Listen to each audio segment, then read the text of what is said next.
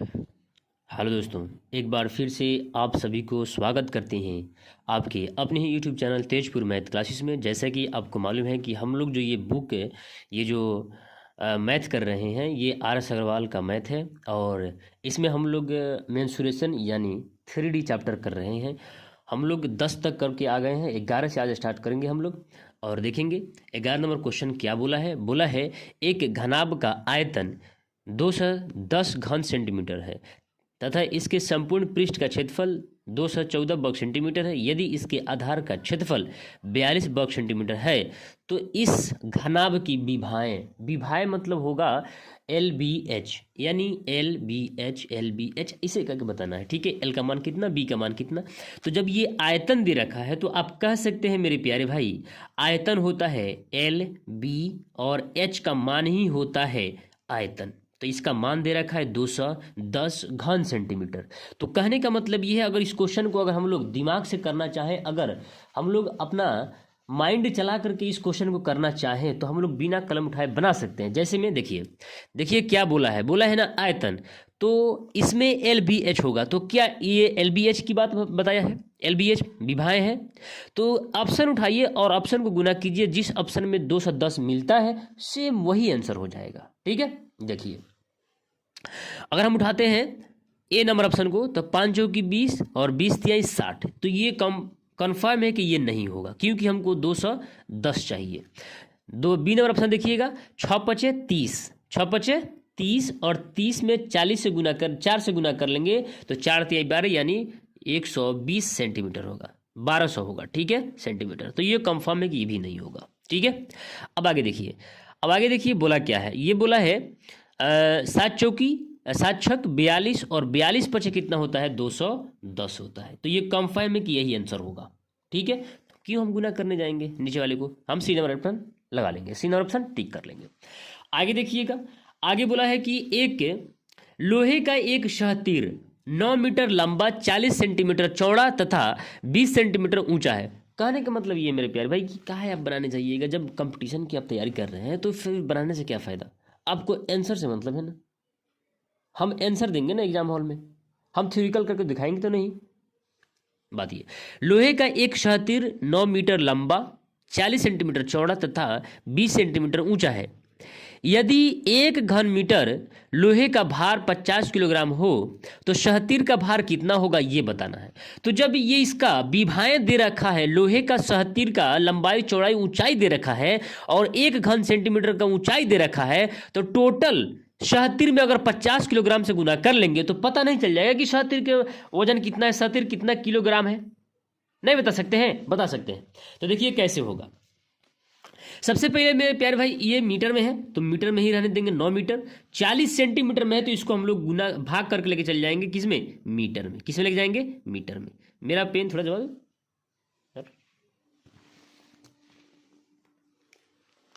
ठीक है, यहां देखिए, माफी चाहेंगे।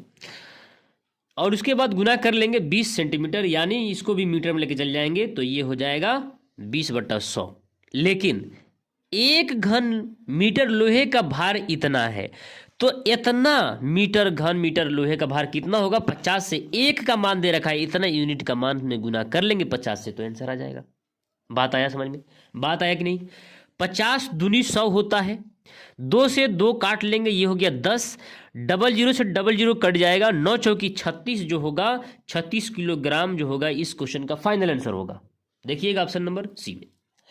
देखेंगे 13 नंबर क्वेश्चन बोला है संगमरमर के एक आयताकार टुकड़े की चौड़ाई 28 सेंटीमीटर तथा मोटाई 5 सेंटीमीटर है। इस टुकड़े का भार, यानी टोटल भार बोल रहा है, इस टुकड़े का भार 112 किलोग्राम है। यदि 1 घन सेंटीमीटर संगमरमर का भार 25 ग्राम है या हो तो टुकड़े की लंबाई कितनी होगी। बस इतनी सी बात। आइए बताते हैं कैसे होगा। आइए, ये बोला है ना, इसकी लंबाई निकालने के लिए हम लोग इसको x मान लेते हैं। तो जब हम लोग इसको x मान लेंगे मेरे प्यारे भाई, तो यानी कहिए x l बराबर जो होगा x सेंटीमीटर, ठीक है, और चौड़ाई यानी b दे रखा है 28 सेंटीमीटर।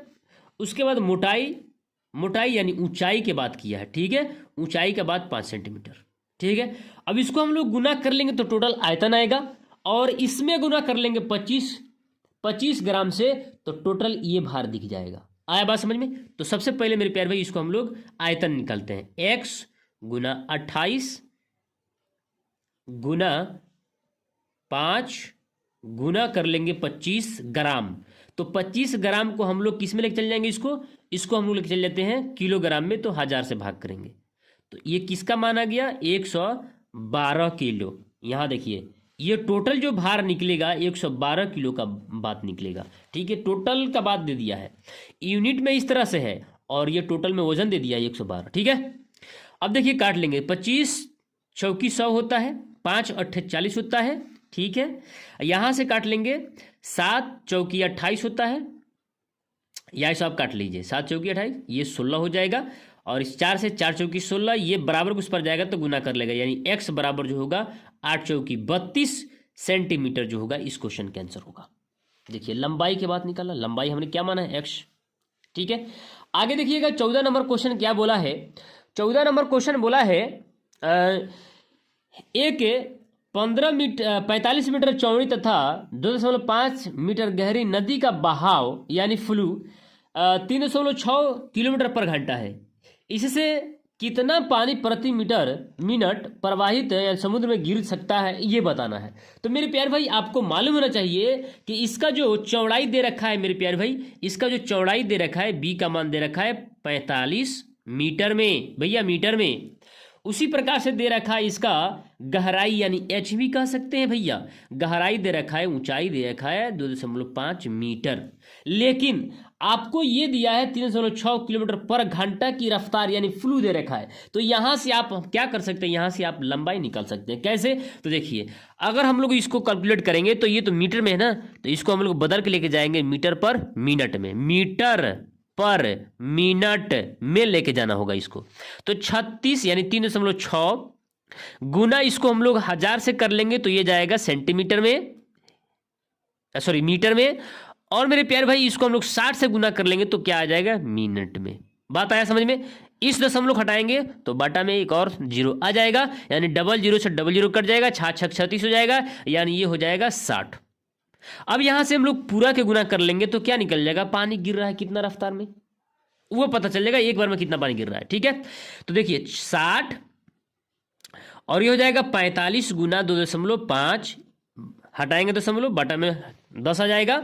अब यहाँ से देखिए 5 5 25 होता है, 5 दूनी 10 होता है, और ये हो जाएगा 2 तिहाई 6, 5 तिहाई 15, 150 गुना 45 कर लेंगे तो ये हो जाएगा 15 पचे 75, यानी 5 हाथ में 7, 15 चौकी 60, 7 67, एक जीरो बैठ जाएगा, यानी 6750 मीटर जो होगा, घन मीटर जो होगा इसका आंसर होगा। ठीक है, जो ऑप्शन नंबर आपको बी नंबर में दिख रहा है। ठीक है, आगे देखिएगा, आगे क्या बोला है 15 नंबर क्वेश्चन बोला है कि एक आयताकार पानी की टंकी के आधार का क्षेत्रफल 6500 वर्ग सेंटीमीटर है तथा इसमें भरे पानी का आयतन 2.6 घन सेंटीमीटर मीटर है। टंकी में पानी की गहराई कितनी है ये बताना है। तो मेरे प्यारे भाई ये जो बताया है आपको, यहां ध्यान देंगे 65 वर्ग सेंटीमीटर, तो क्या इसमें एल बी होगा, तो 65 वर्ग सेंटीमीटर है, अगर इसमें मेरे प्यारे भाई ऊंचाई से गुना कर लेंगे तो क्या आ जाएगा, ये टोटल क्या आ जाएगा, ये आयतन आ जाएगा, लेकिन आयतन आपको दे रखा है 2.6।